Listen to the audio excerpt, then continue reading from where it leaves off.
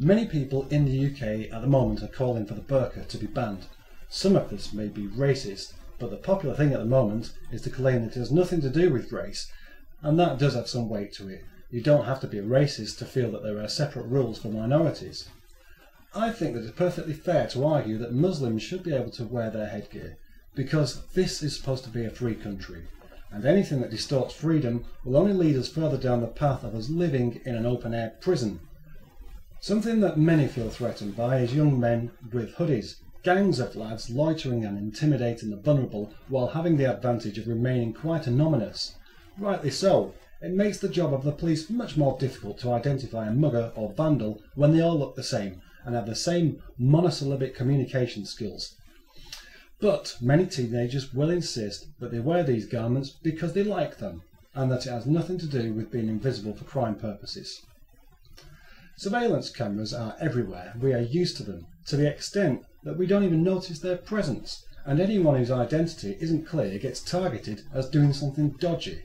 And many will continually use the phrase, if you're not doing anything wrong, you've nothing to worry about, while forgetting that wearing a hat or hoodie isn't actually doing anything wrong. Blue Water Shopping Centre famously denied entrance to hoodie wearers a few years back, but I bet some of the shops sell them in their centre.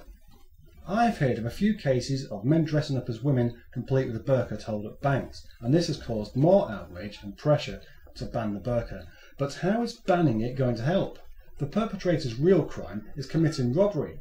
No one suggested banning ladies' tights in the 70s or Ronald Reagan masks in the 80s, so why should we be taking this seriously? Anyone who is going to rob a bank is going to wear some sort of mask. It's pathetic that some people think that a burqa should be banned for reasons such as these. So, burqas and hoodies are not the problem, but something else is. Personally, I have as much respect for the Muslims as I do the Catholics and Christians. I respect them all as people, but they're living in a dream world, because religious equates to ignorance, arrogance, and most of all, lack of empathy for the people who are not stupid enough to be fooled by it. It's about time that we put the Dark Ages in the past and do away with religion altogether.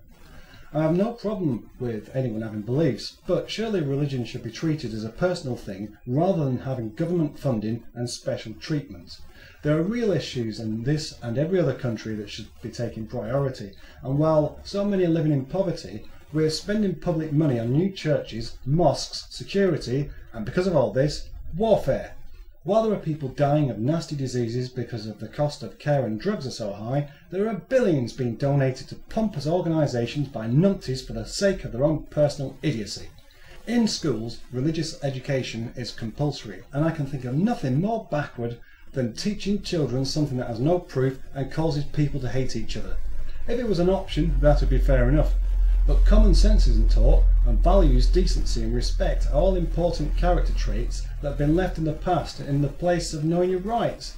And now I'm in the most vicious of numbskulls with clauses that turn them from scoundrels into innocent villains and thugs. Whatever other countries' rules are, in Britain we are tolerant. We try to treat people equally, so why can't we take it a step further and get rid of the one thing that ruins everybody's lives, and get rid of this notion that religion is somehow a good thing?